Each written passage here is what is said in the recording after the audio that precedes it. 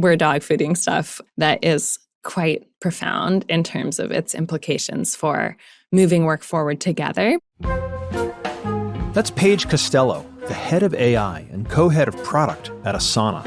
And on this episode, we're exploring what it means to ship products with AI, how AI will change the way work gets done, and how to organize your teams for success in this brave new world. Because it's not deterministic, and you could ask the same question 10 times and get 10 different answers, that means that what you're shipping is going to be different every time someone uses it. Asana is a work management platform used by thousands of large and very large enterprises. And Paige will tell us how Asana ships and measures the success of AI-powered features that aim to take the drudgery out of work. So we'll say 80% of this was AI and I added my 20%, just so people realize. Plus Paige's thoughts on the future of product management. Now it will be more about thinking, creativity, customers. And her hope that these new tools enable us to get out of the building more. It's so amazing what you can witness when you're in someone's space. Welcome to Crafted, a show about great products and the people who make them. I'm Dan Blumberg. I'm a product and growth leader, and on Crafted, I'm here to bring you stories of founders, makers, and innovators that reveal how they build game-changing products and how you can too. Crafted is produced in partnership with Docker, which helps developers build, share, run, and verify applications anywhere without environment confirmation or management. Docker's suite of development tools, services, and automations accelerate the delivery of secure applications. Learn more at docker.com. And Crafted is produced by Modern Product Minds, where I advise companies on product discovery, growth, and experimentation. Learn more and sign up for the Crafted newsletter at modernproductminds.com. So I want to talk about AI in sort of two vectors. One is how you ship with AI, and also I'm interested in what the customer-facing AI experiences are. Maybe we could start with that. Could you walk us through a recent launch of an AI-powered tool? Yeah, absolutely. So something we launched is status reports that can be written with the help of AI. And status not just on your projects, but also on portfolios of projects and also on goals. And what's important here is knowing that people care a lot about sharing a good, high-quality status update to their stakeholders. And Asana is used for visibility into progress. So this is at the core heart of what people are trying to achieve with Asana. And so effectively, we created a feature where you can just draft the status update with AI. And in that, it's very clear about the progress that's made, what the blockers are, what the next steps. It links to the milestones. It cites work and progress that individuals have made. You can go review the citations. And it's really astonishing how high quality the output is. Then we evolved this at the portfolio level because it's one thing to do it at a project where you're looking at the tasks and the comments and the back and forth there. Then to look across many projects in a whole division or department. To do a status update on that is another level of complexity. Internally, we use AI status reports all the time, and we write at the bottom what % of our update was done with AI. So we'll say 80% of this was AI, and I added my 20%, just so people realize that these are being generated with the help of AI, because even internally, people are still astonished by the quality and the output of this work.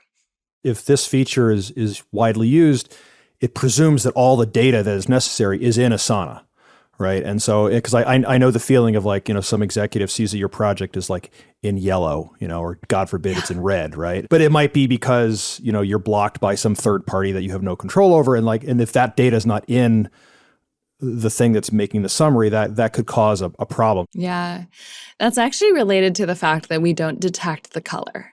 So we could predict, is this yellow, is this green, or is this red? But that is one of the things that we've kept our fingers off of and said, you as the owner of this body of work know best if maybe all the milestones are actually green, but you're going to mark it yellow because you're still feeling nervous about the launch because you think that scope might change. Yeah.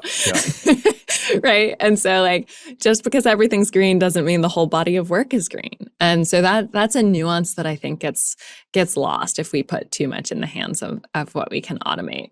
And so that's very, very top of mind for us. Yeah. When I was at LinkedIn, I was on a team that was trying to get out of yellow. And for a little while, we called ourselves in chartreuse. As a nice hybrid there of yellow and green. Lime green. Yeah, exactly. We're making progress. We're going to get there.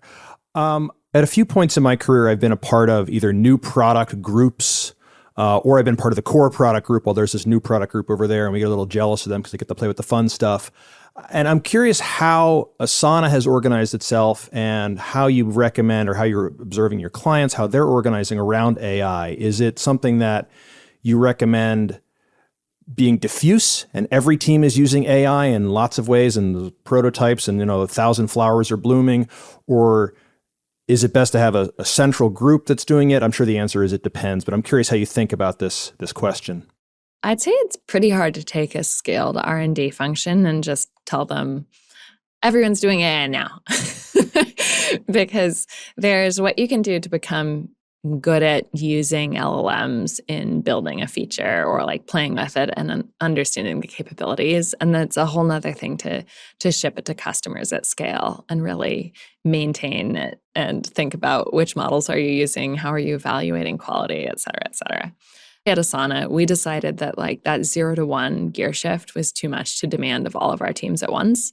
And we could go further faster by selecting a group of teams, telling them that they're now the AI organization and they need to figure out the foundations and fundamentals for how we use AI to ship at Asana and use LLMs to make our customers more successful. And that meant that we were able to have clear focus, outline our strategy, be very intentional, and then pull in other teams with very clear asks, and then pull in other teams over time where they're more set up for success because they know, like, when I'm shipping, what do I need to ask myself? Yeah.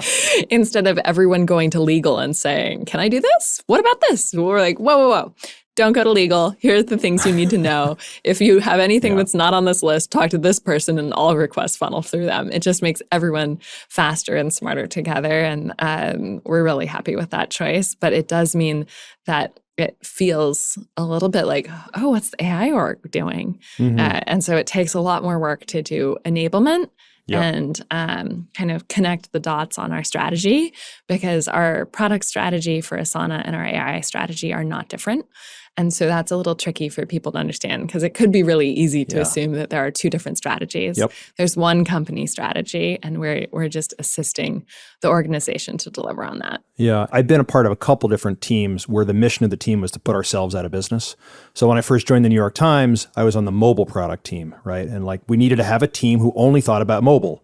And that team doesn't exist anymore at the Times or probably most places, right? There are a few, there's definitely specialists in Android or iOS, but you don't have a mobile strategy that's different from your web strategy, like you have a strategy. Yeah. And so I imagine AI will be the same thing. I'm curious if there are what markers you'd look for to say, you know what, this is no longer a special thing. This now can be diffuse among all teams. Yeah, I think it's just a team sees the opportunity to apply LLM capabilities to what they're trying to do to solve a customer's problem, and they can just figure it out. Like they're like, oh, I just use this and that. And like we do some prototyping on the prompt and I really like this output.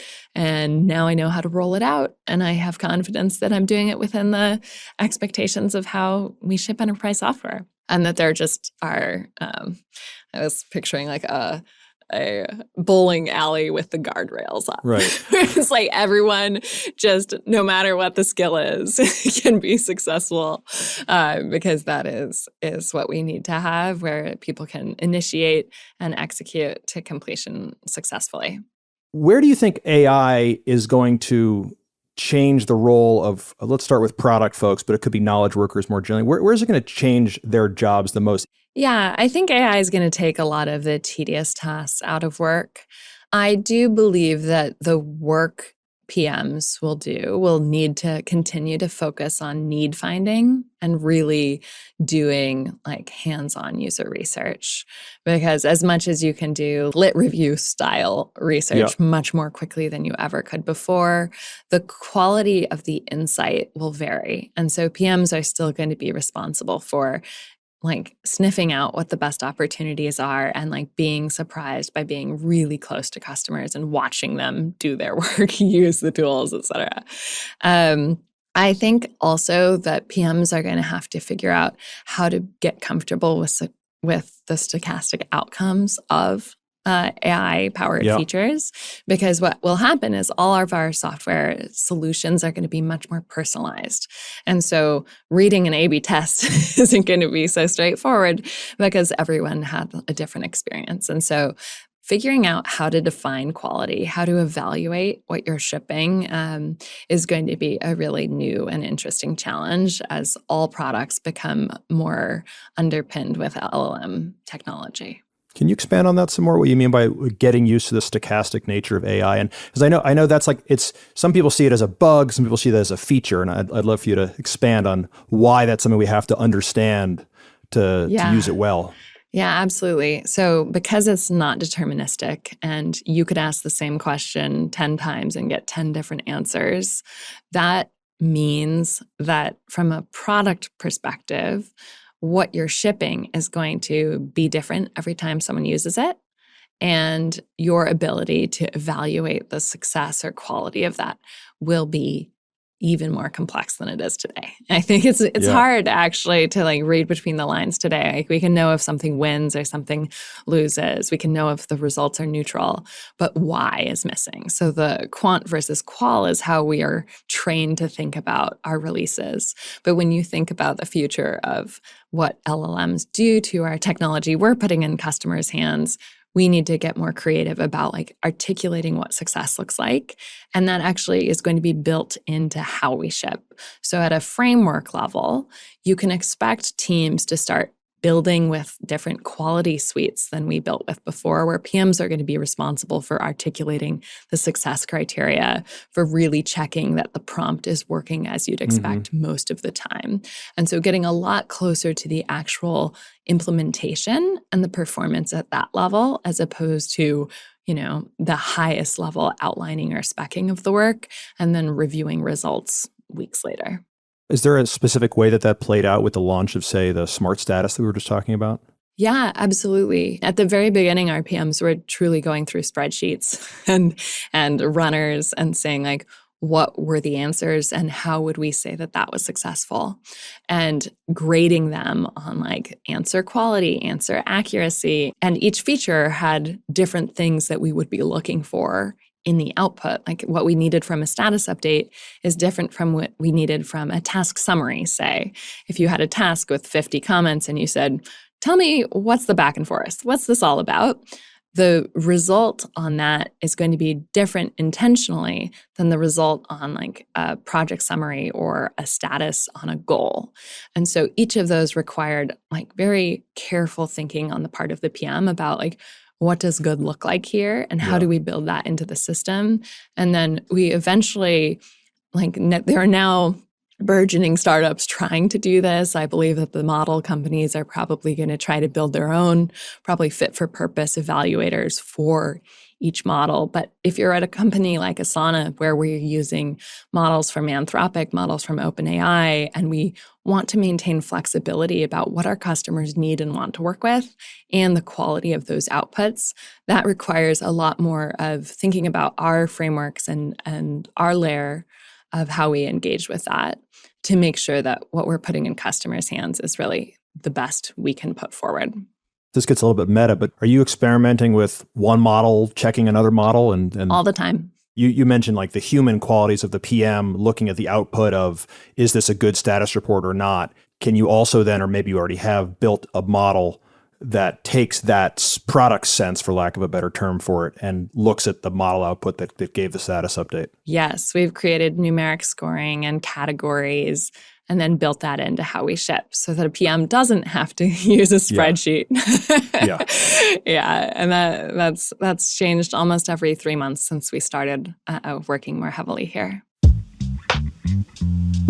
I hosted a panel recently, an episode of Crafted, all about, the title was From Prototype to Production. And it was all about ways, engineering leaders, product leaders are prototyping with AI, and then some of the questions that come up as you decide, like, can we scale this? And those questions might be cost, they might be legal, they might be, does it work? Is it predictable enough? Keeping in mind that it's never going to be truly predictable. And I'm just curious if you could give some of the consideration set that you have, questions you ask when deciding, does this generative AI powered prototype, is it ready to ramp? Is it safe to ramp? Is it not going to cost us an arm and a leg if people use it at production scale, et cetera? I think a good portion of the value of a prototype is just doing the prototype. And you can very quickly find that you get to 70% way faster than you would with traditional product development. But taking something from 70% to 100 or production ready takes way longer than you expect. And so it's a bit counterintuitive and challenging to get into the flow with working with AI and bringing that to customers. I would say that the biggest way that we find we have confidence in that is just rolling out to ourselves, dog fooding, rolling it out to an alpha group, rolling it to a beta group, and then rolling it to production, and having a really systematic feedback loop for evaluating quality from the customer's perspective. And so we do have a thumbs up, thumbs down. We do quite a bit to evaluate, is the feature at a certain level of threshold for its value that it's creating before we ship. I'd love to dig into more of how you're using AI internally, whether you're launching any kind of feature. Just what are some of the ways that it's really accelerating product squads? So Asana employees use AI in a few different ways. One is they're using AI through Asana because we very heavily dog food our product for all work. We don't use email. We exclusively use our product. The next zone where I would say we use it is like people are using ChatGPT or Claude for Work. Like they're definitely going straight to the model consoles. We also have a lot of internal projects that are using AI and embedding it in Asana that we're very excited about.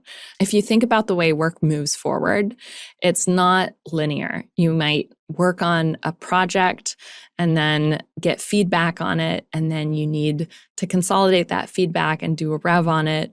We're really playing with internally all sorts of workflows that use AI to identify what's missing or what could happen next. Like that moving through the system and preference for how work happens is really core to how Asana is built and how it works today. And so while our existing AI features are primarily at the other work level, right now we're exploring and building quite a bit around like how scaled work management happens with AI at its center. And we're dog fooding stuff that is quite profound in terms of its implications for moving work forward together between humans using AI in the context of Asana and just reducing the amount of tedious work that happens around like bug triaging, for example, or preparing for a phone call with a customer. These are the sorts of things that with AI, you can do it much more efficiently and with much more confidence. And Asana gives a place where that can be done in a way that's structured, reviewable, and that's really exciting. You said some of this will lead to really profound, use the word profound changes. I'd love if you could unpack a little bit what you have in mind when you say that. Yeah, this goes a little bit to the experience for everyone can be different. But when you think about custom workflows, every organization has probably figured out their own like bug process, right? That same process for like work intake for a brand campaign or a marketing campaign, every company has things that are similar but different. And so doing these custom workflows across groups, across teams, today happens with a lot of elbow grease. Yeah. Like people write scripts and they like connect systems together and they're hard to change and they're hard to evaluate and they require people to say like, oh, this bug doesn't have enough information. Can you like help us reproduce and give us an image about it? They're like, it's really manual. And so what's exciting is when you take automation or workflow processing and you put AI within it, you're able to make that whole process make more sense. You're able to move things through that system more quickly.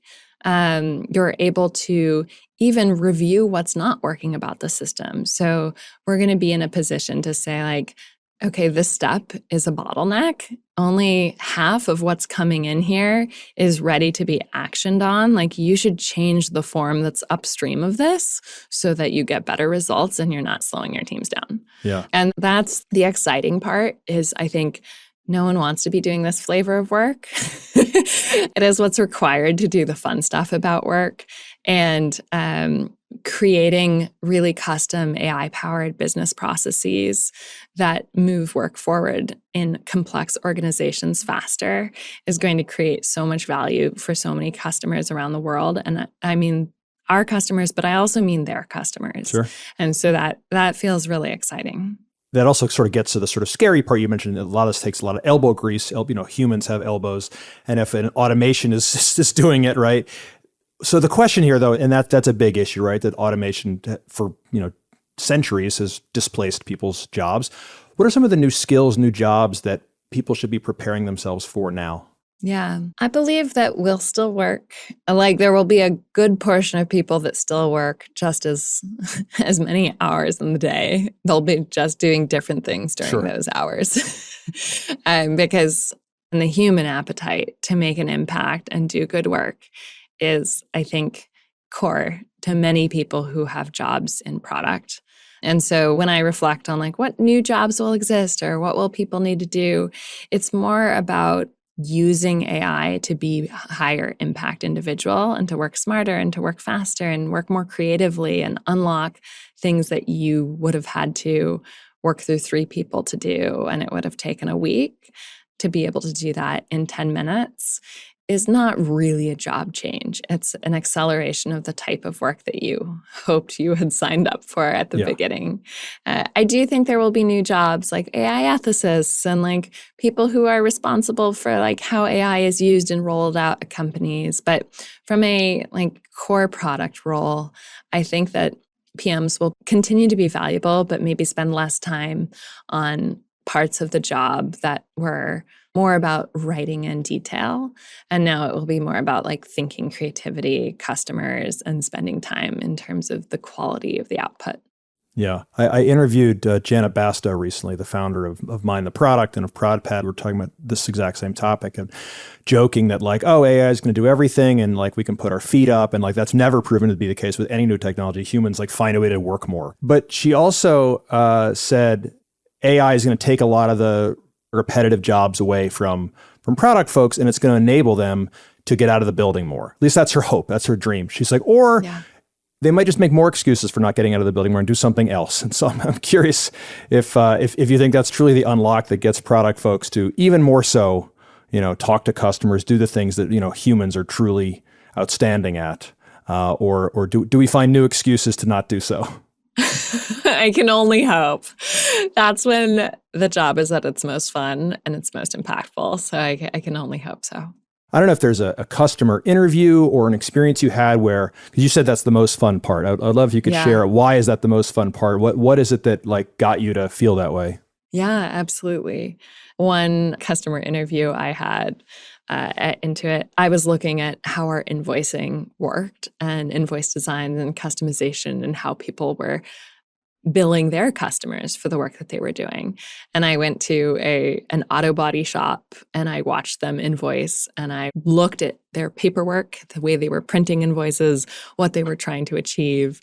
And there's nothing quite like standing next to someone and saying how work is happening. So it's like, oh, is that thing on the wall actually how you're clocking in and how employees are managing time? What are you doing here on the desktop? What time of day are you doing this? Like, oh, what's this thing on your desk? How are you, like, are you doing that as well? Why?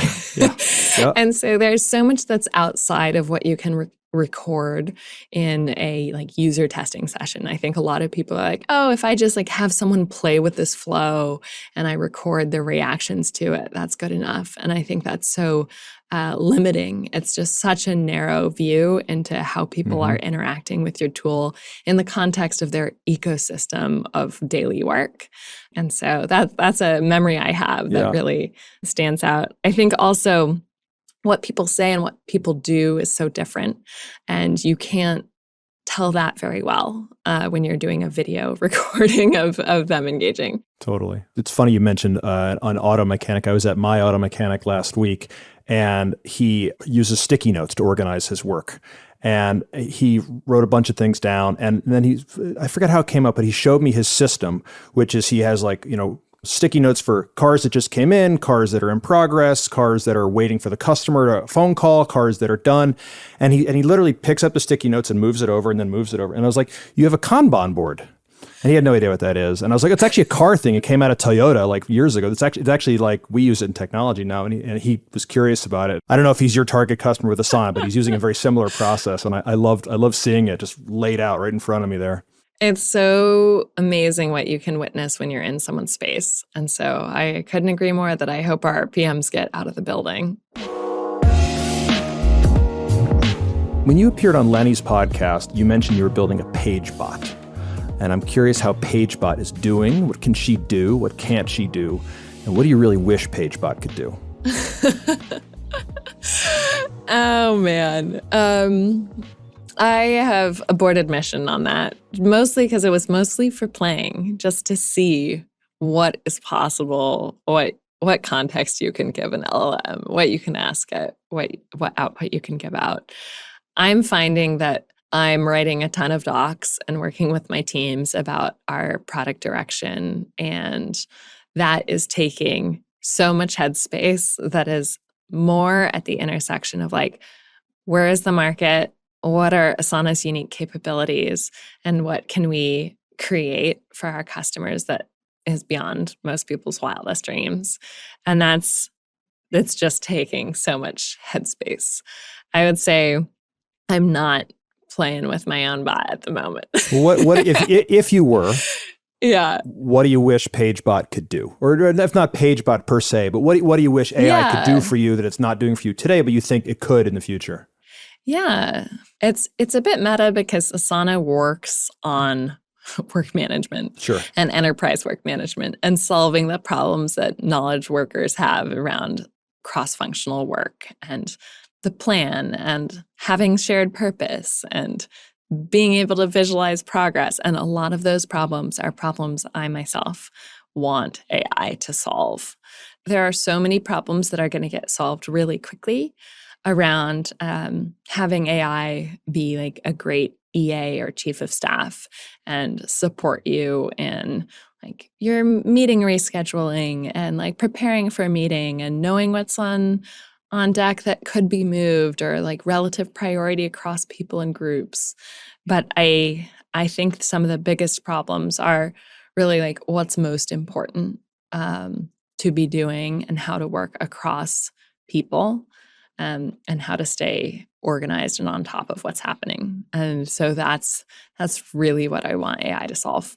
Last question. I love stories of I did X and I never thought I would apply it to my work and in the world of product or AI. And I'm curious if there's an experience from whatever number of years ago that is helping you be better at your job that you never would have predicted would do so.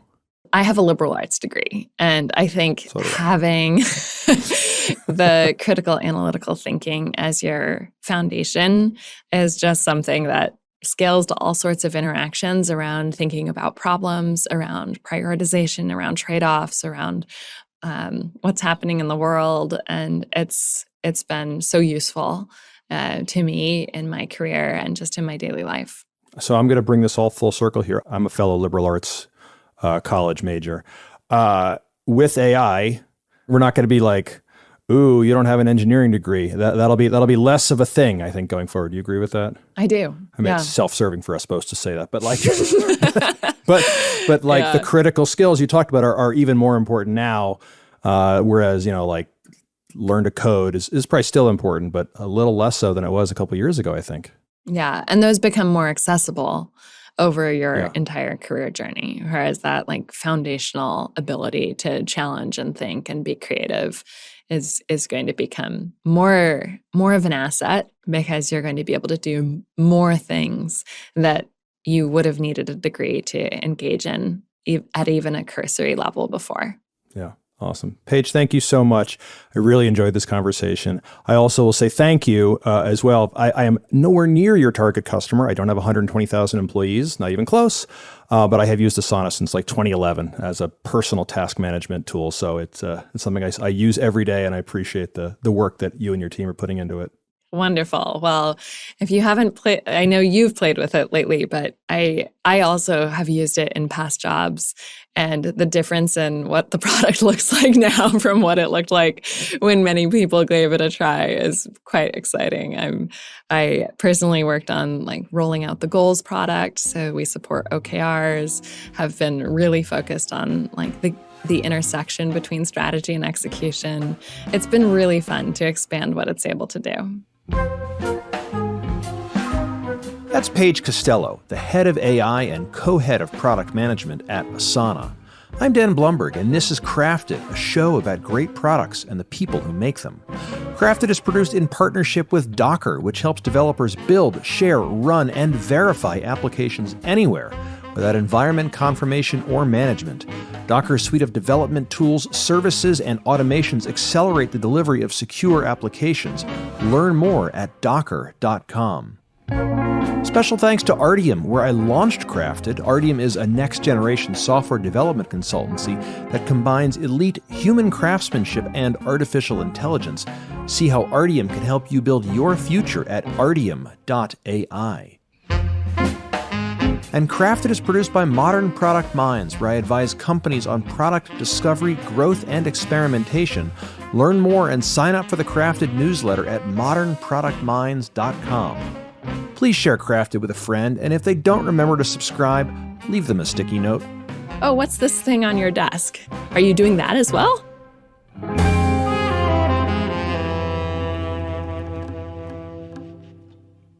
Hey everyone, one last thing. We have some incredible episodes, some incredible guests coming up. Subscribe to Crafted, get the Crafted newsletter, go to crafted.fm.